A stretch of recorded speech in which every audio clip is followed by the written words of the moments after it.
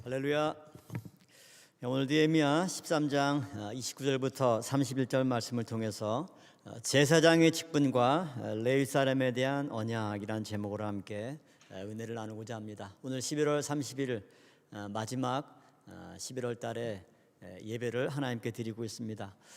참으로 날씨가 또 갑작스럽게 추워져서 우리의 몸도 춥고 또 여러 가지 교회가 처한 상황 때문에 마음도 추운 그런 상황이지만, 그러나 예배를 통해서 우리가 하나님께 영광 드릴 때 우리의 모든 추위를 따뜻하게 데펴 주실 하나님의 뜨거운 은혜가 오늘 온라인으로 목요예배 참여하는 모든 평강의 성도들, 또 국내 지교회 모든 성도들에게 충만하게 임할 줄로 믿습니다.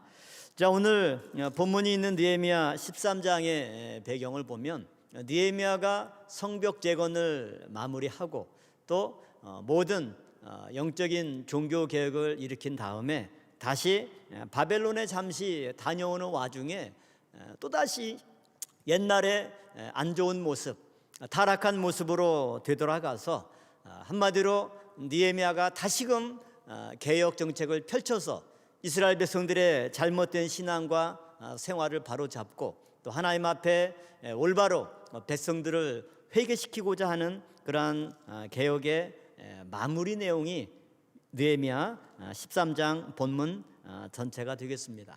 특별히 오늘 본문 느헤미야 13장 전체의 내용을 보면 느헤미야의 타깃이 되는 대상이 누구냐? 제사장과 레위인들이라고 하는 거죠. 제사장과 레위인은 구약시대 때 성전에서 예배를 인도하고 또 성전에 있는 그 모든 업무들을 보조하고 돌보는 직분자가 바로 제사장과 레위인입니다. 이들이 잘못되고 이들이 타락하고 이들이 성도들을 올바른 하나님의 말씀으로 양육하지 못하고 뜻의 길로 인도하지 못할 때 모든 일반 백성들은 마치 어린 양과 같이 그 목자의 잘못된 길로 다 따라서 나아갈 수밖에 없는 그러한 상태입니다.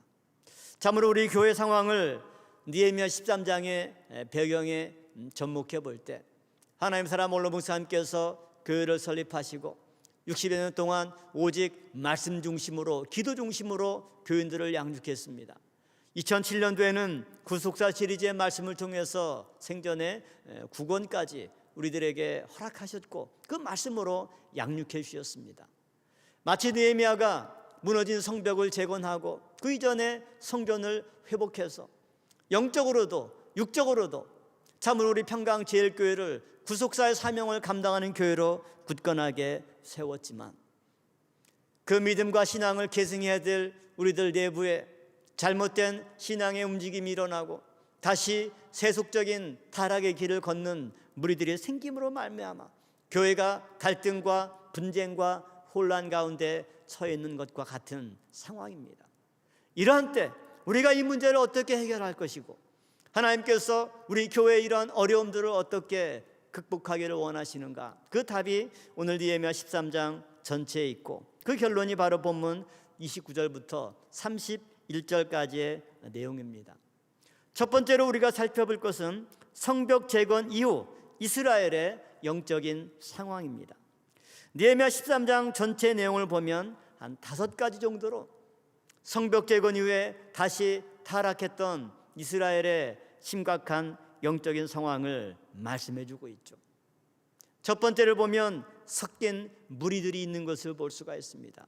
섞인 무리는 출애굽 당시에도 이스라엘로 하여금 하나님을 원망하고 불평하게 해서 광야에서 심판을 받고 엎드러지게 했던 중요한 요인이 바로 섞인 무리들입니다. 그런데 느헤미야 13장에도 이런 섞인 무리들이 있었고 이들로 말미암아 이스라엘 백성들이 잘못된 믿음의 길을 접어들었다라는 사실을 알 수가 있죠. 두 번째는 대제사장 엘리야십의 타락입니다. 느헤미야 13장에서 엘리야십은 제사장으로 또는 대제사장으로 언급된 것을 볼 때 그는 대제사장의 직분을 맡은 한마디로 영적인 지도자 가운데 가장 중요한 위치에 있는 사람입니다. 그런 사람이 두 가지 큰 잘못을 했죠. 첫 번째는 하나님의 전 골방을 도비아에게 내어준 것입니다. 이것이 느헤미야 13장 4절부터 9절에 나오는 내용이죠. 도비아가 누굽니까? 느헤미야가 성벽 재건을 할 때 가장 앞장서서 반대하고 방해하고 심지어 느헤미야를 죽이려고까지 했던 이스라엘의 대적이 바로 도비아입니다. 그런데 느헤미야가 잠시 자리를 비우고 바벨론에 다녀오는 사이에 성전의 골방을 그 도비아에게 내어준 사람이 대제사장 엘리야십입니다. 또한 느헤미야 13장 28절 말씀 보면 이 도비아는 산발랏의 딸에게 자신의 증손자를 주어서 혼인하게 했다.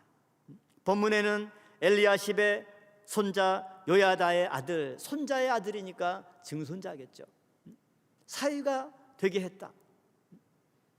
그 말은 그 집안의 딸에게 결혼을 시킨 건데, 일반적으로 보면 도비아의 산발랏의 딸을 며느리로 맞이했다.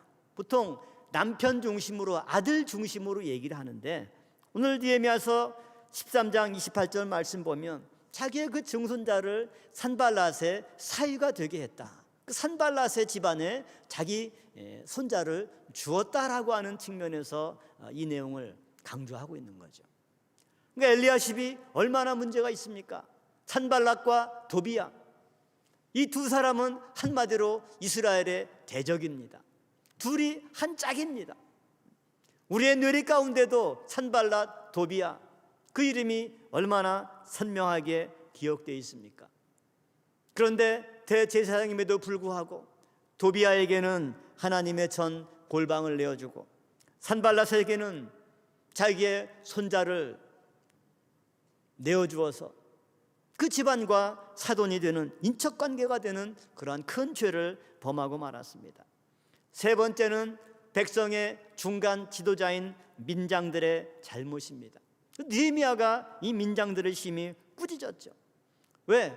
이 민장들이 레위 사람들에게 생활비도 주어서 레위 사람들이 성전에서 봉사할 수 있는 여건을 만들어줘야 되는데 그 돈을 다 떼어먹고 그 돈을 주지 않으니까 레위 사람들이 먹고 살 수가 없기 때문에 성전에서 일하지 못하고 직업을 찾아서 먹고 살기 위해서 다른 일을 하고 있는 거예요. 이걸 보니 느헤미야가 개탄스러울 수밖에 없는 거죠. 또한 네 번째는 안식일에 사람들이 물건을 팔기에 여념이 없습니다. 성전에 많은 물건을 가지고 와서 안식일마다 팔려고 하는 거죠. 그래서 느헤미야가 그들을 책망하고 레위 사람들을 시켜서 성전문을 잠그고 안식일에는 장사꾼들이 드나들지 못하게 지키게 했습니다. 그리고 그 장사꾼들에 대해서 어떻게 했습니까? 그들을 꾸짖고 문을 잠그고 레위 사람들을 세워서 지키게 했다는 거죠. 마지막 다섯 번째는 또 유다 사람들을 책망했습니다. 이 유다 사람들은 이방 여인을 취해서 이방 사람들의 우상 숭배와 그릇된 문화와 그런 사상들이 이스라엘 사람들에게 전염되도록 했다라고 하는 거죠. 이와 같이 일반 평민부터 장사꾼들부터 민장들, 중간 지도자부터 대제사장까지 위에서부터 아래까지 다 변질되고 타락한 상황이 하나님의 은혜 가운데 멋지게 성벽을 재건하고 너무나 큰 은혜를 체험했음에도 불구하고 다시금 타락의 길로 돌아가고만 이스라엘의 영적인 상황을 말씀해 주고 있습니다. 이러한 것의 핵심은 바로 제사장들이 그 직분을 제대로 감당하지 않고 레위 사람들이 하나님과 언약한 대로 자기의 자리를 지키지 못할 때 일어난 현상입니다. 참으로 우리 교회의 이런 문제도 성도들의 문제가 아닙니다. 바로 목사들과 교회 지도자들의 문제입니다. 목사들이 하나님의 말씀에 집중하지 않고 올바른 말씀으로 성도들을 양육하는 것이 아니라 목회의 지휘를 마치 세상의 권력처럼 이용하고 자신의 명예로 생각하고 서로 그것에 대해서 아기다툼을 벌이고 그러한 직분을 이용해서 자신의 배를 채우고 탐욕에 눈이 멀 때 성도들의 영혼에 대해서는 아랑곳하지 않고 관심이 없었고 그들의 영혼이 메말라 가는지 그들이 영적인 갈급함을 채우지 못해서 굶주려 있는 상황인 눈에 들어오지 않고 오직 자신들의 탐욕에 이끌려서 교회를 운영해 나가려 할 때 하나님께서 그들을 분리해내시고 하나님이 그들을 심판하시는 과정 가운데 이런 생채기가 나는 것입니다.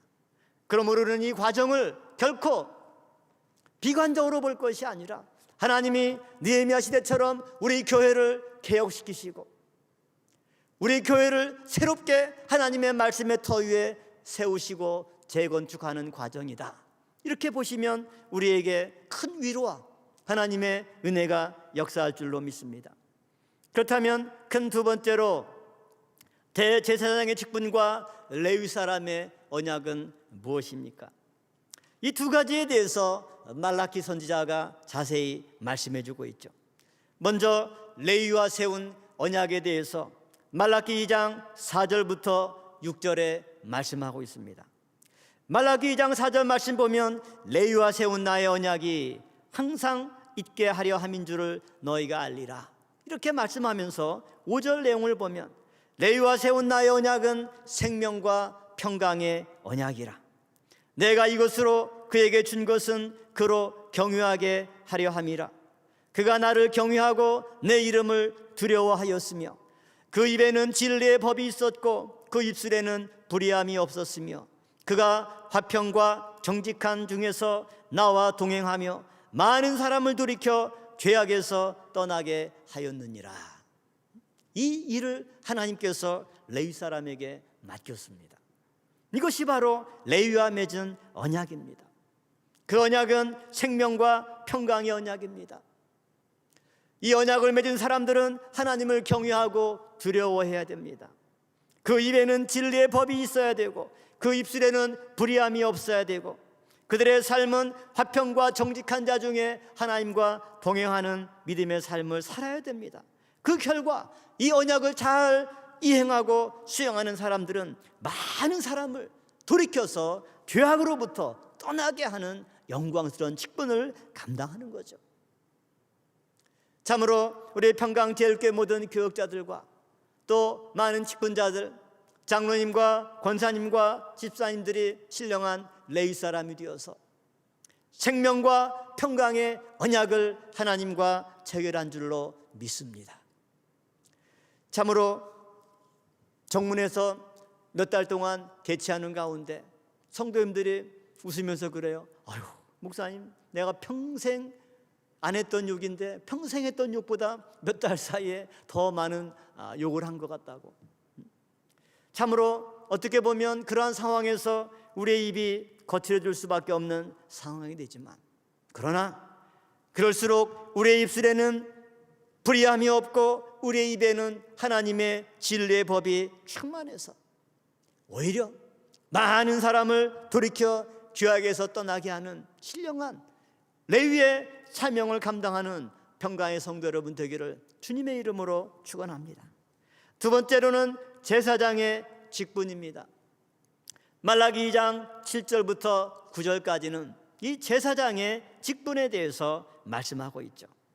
7절 말씀 보면 제사장의 입술은 지식을 지켜야 하겠고 사람들이 그 입에서 율법을 구하게 되어야 할 것이니 제사장은 만군의 여호와의 사자가 되미오늘. 얼마나 영광스러운 직분입니까? 만군의 여호와의 사자가 제사장입니다. 8절 말씀 보면 너희는 정도에서 떠나 많은 사람으로 율법에 거치게 하는도다. 이 귀한 직분을 맡은 제사장들이 입술에 지식을 지키고 사람들이 그 입에서 율법을 구해야 되는데 오히려 그 입에서 하나님의 말씀이 아니라 사람들의 타락하고 변질되고 악취나는 그런 썩은 탐욕과 욕심이 분출될 때 8절 말씀과 같이 스스로 정도에서 떠났습니다. 많은 사람으로 율법에 거치게 했습니다. 나 만군의 여호와가 이르노니 너희가 레위 언약을 파하였느니라. 제사장들이 그러한 직분을 감당하지 못할 때 그 잘못된 행동이 곧 레위의 언약을 파하였다, 이렇게 말씀하고 있습니다. 우리가 알다시피 금년 2월 27일에 12명의 목사들이 사순절 기간에 노회가 끝나고 저녁 식사 겸 음주 회식을 하는 일이 있었습니다. 노동위원회에 제소하는데 그들의 주된 변론의 입장이 뭐냐? 우리는 근로자다. 근로자가 일과 시간 이후에 술을 마신 것이 비난의 대상은 될지언정 도덕적인 책임은 지어야 될지 모르지만 그것이 징계의 사유는 될 수 없다.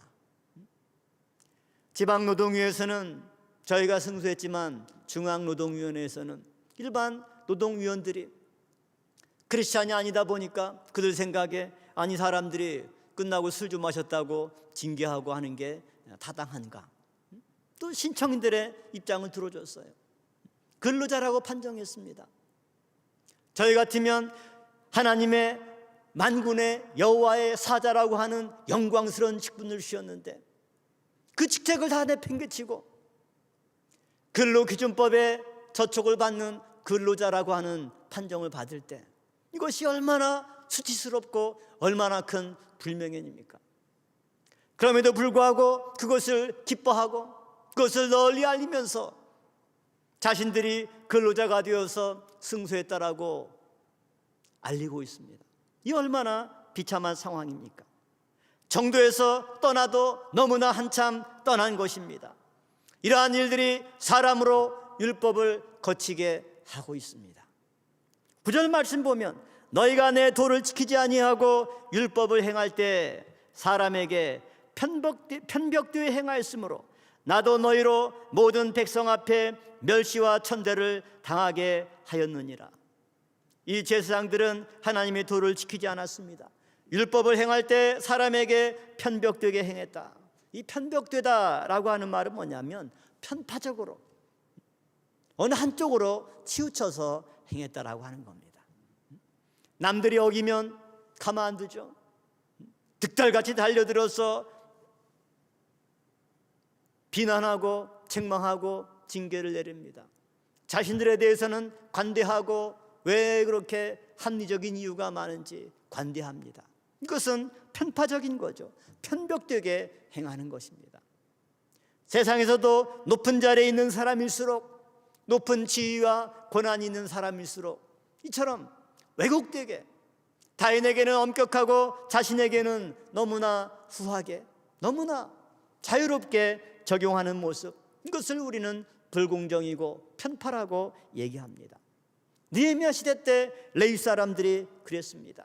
제사장의 직분을 맡은 사람들이 그러하였습니다. 위에 물이 맑아야 아랫물도 맑은데 위에 물이 흐려지기 때문에 중간에 민장부터 장사꾼부터 일반 사람들까지 다 변질되고 타락했던 그런 상황, 그 상황을 느헤미야는 바벨론에 돌아오자마자 그 상황을 보면서 분개했습니다. 그래도 영적인 지도자답게 이 상황을 타개하기 위해서 열심히 그들에게 말씀으로 권면하고 때로는 책망하고 때로는 사람들을 독려하면서 잘못된 길에서 돌이키고 올바로 하나님의 뜻 앞에 설 수 있도록 애쓰고 노력했던 이 느헤미야의 개혁 정책의 모습을 우리가 13장 전체 내용에서 볼 수가 있는 거죠. 그렇다면 큰 세 번째로 느헤미야는 이런 상황에 대해서 어떤 해결책을 제시했습니까? 첫 번째로 느헤미야 13장 1절 말씀 보면 느헤미야의 해결책은 하나님의 말씀뿐이었습니다. 느헤미야 13장 1절 말씀 보면 그날에 모세의 책을 낭독하여 백성에게 들렸는데, 느헤미야의 개혁의 시작은 모세의 책을 낭독해서 백성들에게 들려주는 것이었습니다.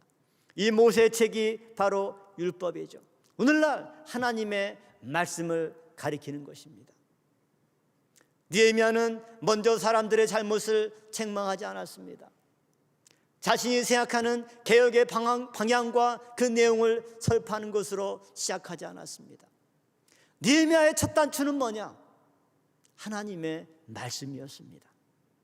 모세책을 낭독하여 백성들의 귀에 들려주었습니다. 그 결과 3절 말씀 보면 백성이 이 율법을 듣고 곧 섞인 무리를 이스라엘 가운데서 몰수히 분리케 하였느니라. 개혁이라고 하는 것은 사람이 자기의 생각으로, 사람의 힘과 권력으로 억지로 하는 것이 아닙니다. 일반 사회에서는 국가의 권력으로 할 수 있을지 모르지만 이 영적인 종교개혁은 하나님의 은혜가 역사할 때, 하나님의 성령의 역사가 없이는 결코 사람의 욕심 가지고, 사람의 의지만 가지고 되는 것이 아닙니다. 그렇기 때문에 느헤미야는 그 어떤 것보다 하나님의 말씀을 백성들에게 들려주었습니다. 말씀이 들어갈 때, 말씀이 백성들의 마음 가운데 역사하기 시작했습니다. 그들의 마음이 감동했습니다. 그들의 마음이 움직였습니다. 그들의 닫혀있던 영적인 눈이 떠졌습니다. 그들의 귀가 열렸습니다. 그리고 주변을 볼 때, 우리가 하나님의 말씀을 받지 못하다 보니까 영적인 분별력이 없어서 우리 주변에 이처럼 섞인 무리들이 많이 들어와 있고, 이들과 같이 말을 섞고 생활을 같이 하다 보니까 어느새 나도 모르게 그 사람들의 생각에 빠져들고, 그 사람들의 문화와 스타일에 젖어들고, 그래서 교회 가는 것보다 이들과 함께 세상에서 희락을 즐기는 것이 나 자신이 어느 순간인가 그것이 더 좋아지는 그런 모습으로 변질된 것을 깨달았던 거죠. 그래서 백성들은 그 말씀을 듣고 백성들을 몰수히 분리케 했다. 스스로 그 일들을 감당한 것입니다. 여기서 몰수히라고 하는 말은 원어로 보면 콜, 전체, 모두, 그러니까 섞인 무리들 전부를 분리케 했다. 여기서 분리하다라고 하는 말은 히브리어로 바달이라는 단어입니다. 이 바달이라는 단어는 나누다, 구분하다, 그런 뜻이죠. 이 단어가 성경에서 처음 쓰인 것은 창세기 1장입니다. 하나님의 천지창조의 과정 속에서 이 바달이라는 동사가 굉장히 중요하게 3번씩이나 반복되면서 하나님의 천지창조의 핵심이 나누는 것, 이 바달이라는 동사를 통해서 진행이 되었던 거죠. 첫 번째로는 창세기 1장 4절 말씀 보면 하나님이 빛과 어둠을 나누사 이렇게 말씀하고 있습니다. 또한 1장 6절부터 7절까지 보면 하나님이 궁창을 만들어서 궁창 위엔물과 아랫물로 나누게 하신 경우, 이것도 히브리어 바달이 사용됐습니다. 또한 창세기 1장 14절과 18절 말씀 보면 하나님이 하늘에 해와 달과 별 전체를 만드신 가운데 주야를 나누게 하셨다. 이처럼 창세기 1장에서는 바달이라는 동사를 통해서 하나님의 천지의 창조의 과정이 하나하나 이어질 때마다 빛과 어둠이 나뉘고 위에물과 아랫물이 나뉘고 낮과 밤이 나뉘는 그런 구분이 이루어졌던 거죠. 또한 레위기에서는 이 바달이라는 동사가 우리말 성경에서는 주로 구별하다, 그런 뜻으로 번역이 되었습니다. 레위기 10장 24절 26절에 보면 나는 너희를 만민 중에서 구별한 너희 하나님 여호와라. 구별했다, 이렇게 말씀하고 있죠. 그러므로 이 분리하다, 히브리어 바달이라는 동사는 크게 2가지 의미로 사용된 것을 알 수가 있죠. 첫 번째는 물리적인 구별을 뜻하는 경우와 두 번째로는 영적인 구별을 뜻하는 경우로 포함되어 있습니다. 창세기 1장에서 사용된 것은 물리적인 구별이라고 얘기할 수가 있겠죠. 빛과 어둠 확 나눴습니다. 위의 물과 아랫 물, 궁창을 중심으로 위와 아래의 영역을 확실하게 구분했죠. 이 둘이 섞일 수가 없습니다. 낮과 밤, 확실히 물리적인 시간이 나누는 거죠. 물리적인 구별입니다. 반면에 레위기에서는 영적인 구별을 가리키는 거죠. 만민 가운데 이스라엘 백성들을 구별해 주셨다. 그 말은 이스라엘 백성과 만민들을, 영역을 완전히 구별했다라고 하는 의미도 되지만 만민 가운데 섞여 살아가는 가운데 하나님이 이스라엘 백성들을 구별해서 당신의 귀한 보배와 같은 민족으로 선택하시고 그들과 동행하시고 그들을 인도해 주셨다라고 하는 의미로 사용된 것이 레위기에서 사용된 바달이라고 하는 동사입니다. 참으로 우리는 느헤미야 13장 본문에 나온 것 같이 이스라엘 백성들도 섞인 무리를 몰수히 분리했던 것처럼 우리는 지난 8월 1일 날 이탈책을 몰수히 분리했습니다. 교회의 모든 어지러운 것들을 정리하고 그들이 하나님의 전 골방에 틀어 앉아서 어떤 행동들을 했고 그야말로 무슨 짓을 했는지 낱낱이 그들의 실체를 목격했습니다. 그들의 자리에는 수많은 현금들이 있었습니다. 어떤 교역자의 책상에는 차마 입에 담을 수 없는 그러한 물건들이 있었습니다. 과연 그들이 겉으로는 제사장으로, 레위 사람으로, 목사와 전도사로, 장로로, 기관장으로, 직분자로 교회를 섬기고 하나님을 섬긴다고 하였지만 그들의 나간 다리를 볼 때는 오직 얼마나 추악하고 얼마나 더럽고 얼마나 가증스러운 흔적만이 남아있는지 우리는 똑똑히 그것을 목격했고 그 증거들을 확보하고 있습니다. 우리가 다 알다시피 그저께 서울 남부지원에서는 두 가지 가처분 신청에 대해서 신청인들의 그 모든 신청을 받아주었습니다. 우리에게는 결코 좋은 판결이 아니죠. 그러한 판결이 있다 하더라도 물론 우리가 해결할 수 있고 또 방어할 수 있는 방법도 있지만 또 불가피하게 법원의 판결을 받지 않으면 안 되는 사항들도 있습니다. 그것은 뭐냐? 760여 명의 신청인들이 교회에 출입하는 거, 예배 드리는 거, 그 방해서는 안 된다. 예배 드리게 해라. 이것이 법원의 판결입니다. 어제 수요예배 때 또 정문에서 대치를 했었죠. 우리는 교역자회의 때도 그렇고 여러분들에게 광고한 것도 그렇지만 당연히 법원의 판결을 존중합니다. 어느 나라나 법원의 판결은 가장 최종적인 것이기 때문에 그것을 무시하고 그것을 반대할 수 있는 사람은 누구도 없습니다. 그래서 우리는 교회에서 그런 결정을 내리고 예배 장소도 준비하고 들어오라. 그러나 그들의 목적은 교회를 들어오는 거라기보다 집회와 시위를 하면서 오히려 우리가 막는 것과 같은 모습을 체증해서 또 법원에 제출한 다음에 그들이 예배 출입을 허용하는 것, 이것은 법원에서 허락을 받았지만 간접관계라고 그래서 그것을 이행하지 않을 때 하루에 10만 원씩 지급해라. 이것은 법원이 기각했어요. 그런데 저 사람들은 계속 그것도 인정해 준 것처럼 홍보하고 있고 어떤 성도는 낮에 교회에 와서 우리 오늘 10만 원 벌었다 이러면서 말을 하고 갑니다. 교회에 들어오는 것보다 그러한 대치 상황을 유도하고 그것을 다시 법원에 제출해서 이러한 간접관계를 다시 허락받고자 하는 그러한 시도라고 하는 것을 우리는 알 수가 있죠.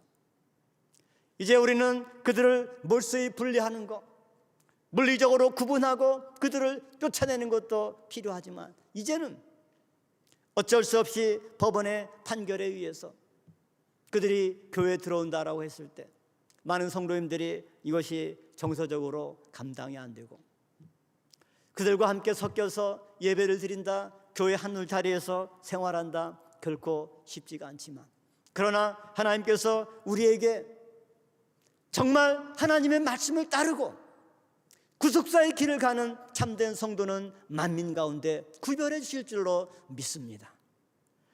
참으로 빛과 어둠을 나누듯이 이 땅의 수많은 열방들과 하나님의 말씀을 따르는 당신의 선민을 구별하듯이 우리의 믿음, 우리의 행실, 우리의 모든 교회를 섬기는 헌신, 이러한 것들이 압도적으로 섞인 무리들을 방어하고 그들로부터 교회를 지키고 말씀을 지키고 우리의 뜻을 지키는 그러한 신령한 믿음의 지킴이들이 될 줄로 믿습니다.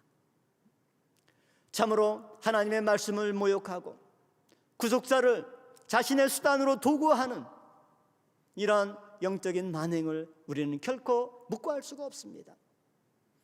그것을 막는 것, 느헤미야 시대와 같이 참된 종교개혁을 하는 것, 이것은 성경 시대와 같이 물리적으로 어떤 무기를 통해서 대적을 진멸하거나 물리적으로 분리해내는 것이 아니라 더 올바른 믿음의 삶을 살고 하나님께 인정받고 하나님께서 이 모든 문제를 처리하고 나누시고 구분해 주시기를 믿고 바라는 방법인 줄로 믿습니다.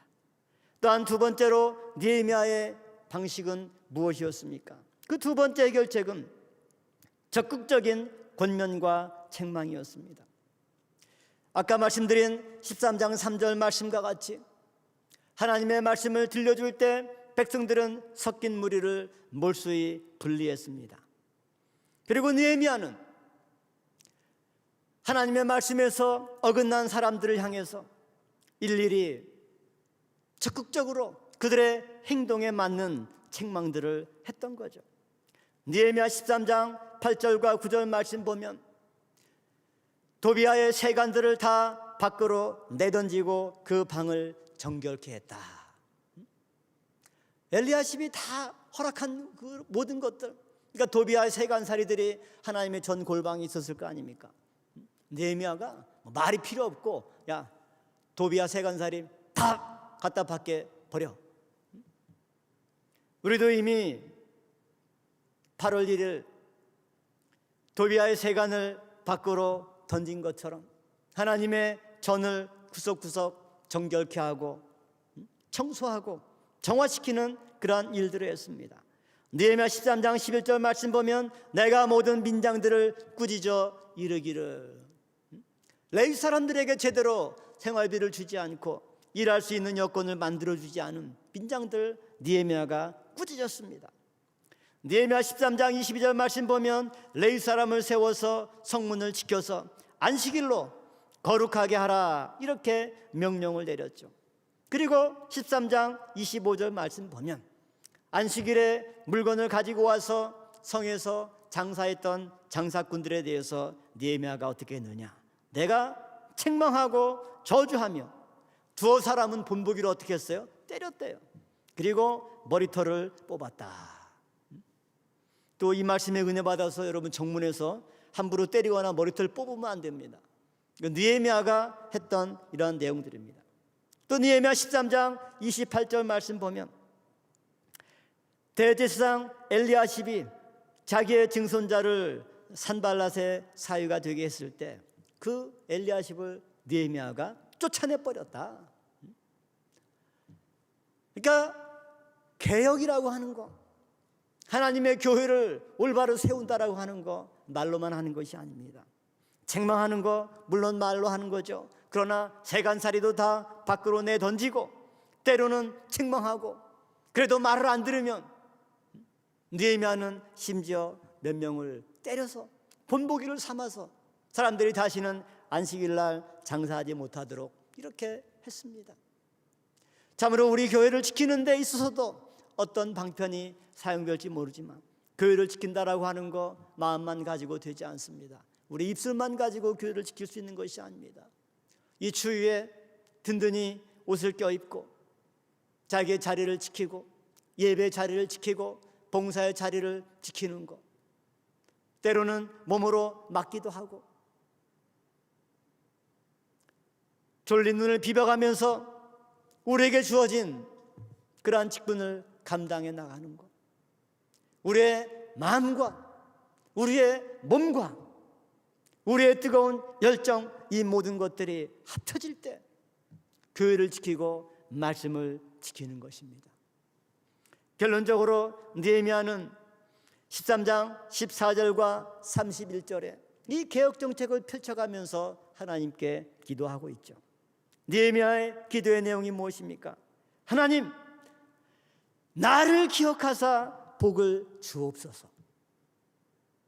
내가 이 백성들을 책망하고 말씀에서 벗어난 이들을 말씀 앞으로 다시 불러들이고 하나님의 성전을 정결케 하는 이 일들을 제가 하는데, 느헤미야는 개인적인 영달이나 욕심 때문에 한 것이 아닙니다. 하나님의 말씀에 벗어난 것, 이것을 참을 수가 없었던 거죠. 하나님의 성전이 오염되고 더럽혀지는 거 묵과할 수 없었습니다. 이 일을 하면서 느헤미야는 어떤 물질의 대가를 바라거나 높은 지위를 요구하거나 그러지 않았습니다. 느헤미야가 하나님께 기도한 것은 단 하나입니다. 하나님, 내가 하나님을 위해서 이 일을 행한 거 하나님 기억해 주세요. 사람의 인정 바라지 않습니다. 사람에게 인정받고 사람들에게 인기를 얻기 위해서 내가 이 일한 것은 아닙니다. 하나님의 뜻에 입각해서 하나님의 말씀대로 내가 살아가고 우리 민족이 하나님의 거룩한 백성으로서 합당한 삶을 살기 위해서 내가 일을 하는데, 내가 하나님을 위해서 헌신했던 이것 하나님만이 기억해 주신다면, 하나님께서 그것을 기억해 주시기만 한다면 저는 더 이상 바랄 바가 없습니다.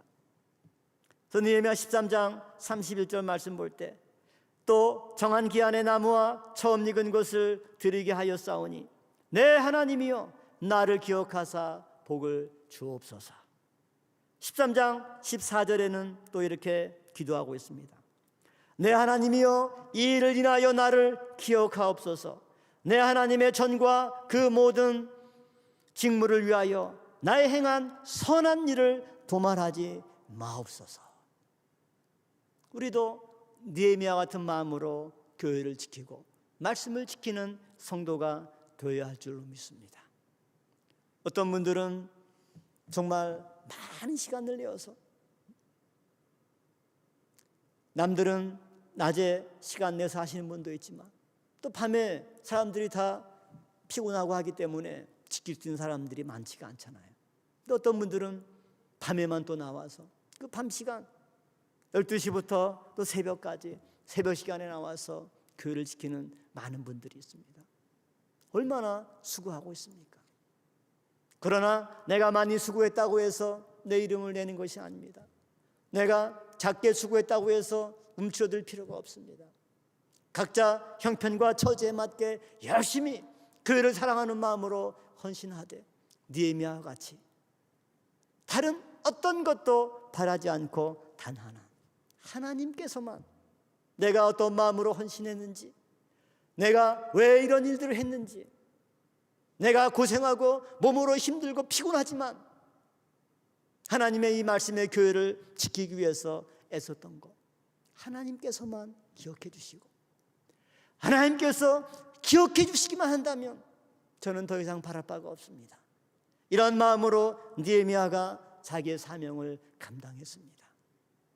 우리 모두도 느헤미야 같은 마음으로 교회를 지키고 각자 자신의 열심을 내어서 말씀을 지키는 이 일에 헌신할 때 하나님께서 느헤미야로 하여금 성벽도 재건하고 영적 부흥운동도 일으키고 개혁을 완성할 수 있었던 것처럼 교회를 흔들어서 모든 거짓들을 구별해내고 참과 거짓을 구별해서 진리의 교회로, 참된 교회로, 말씀의 교회로 굳건하게 세우는 계기가 될 줄로 믿습니다. 이 일에 느헤미야 같이 앞장서고 느헤미야 같은 마음으로 오직 하나님만 바라보며 달려나가는 우리 성도님들 되기를 주님의 이름으로 축원함을 드립니다. 기도하시겠습니다. 감사하신 아버지 하나님, 오늘도 추운 겨울에 나라 민족을 위한 구국의 제단을 쌓고 또 이 예배가 교회를 지키고 말씀을 지키고 하나님의 뜻을 이어갈 수 있는 귀중한 원동력이 될 수 있도록 역사하여 주시옵소서. 느헤미야 시대 때 성벽을 재건하고 영적인 부흥운동을 체험했음에도 불구하고 또다시 우리 속에 있는 탐욕과 욕심의 결과 위로부터 아래까지 제상부터 유대인 평민에 이르기까지 다 타락하고 그릇된 길로 갈 때 하나님께서는 느헤미야를 통해 다시금 그들의 귀에 하나님의 말씀을 들려줄 때 섞인 무리를 분리해내고 스스로 느헤미야의 책망을 듣고 회개하고 확성하는 가운데 돌이키는 역사가 있었습니다. 오늘 하나님의 이 말씀이 신령한 느헤미야의 음성이 되어서 우리를 깨우쳐 주시고 우리로 하여금 말씀의 길에서 이탈한 그 모든 것을 깨닫고 돌이켜 정로를 행하게 인도하여 주시옵소서. 같은 말씀을 받았지만 참으로 그 말씀을 제어하지 못하고 세상의 욕심과 섞인 무리의 길을 쫓아서 말씀을 변질시킨 세력이 있다면 아버지께서 말씀을 통해서 참과 거짓을 구별케 하여 주시고 스스로 분리케 인도하여 주시옵소서. 그리하여서 말씀의 제단, 구속사의 제단, 평강제일교회는 오직 하나님의 말씀이 신령한 그룹과 회원검이 되어서 지켜주는 신령한 에덴 동산이 될 수 있도록 인도하여 주시옵소서. 법원의 판결을 통해서 우리에게 여러 가지 어려운 여건들이 있지만 그러나 이것을 통해서 더 큰 하나님의 섭리와 은혜의 길이 열릴 수 있도록 인도하여 주시옵소서. 모든 것 주께 맡겨오며 예수님의 이름으로 감사 기도 올려 싸움나이다. 아멘. 하나님께 영광의 박수 올리겠습니다.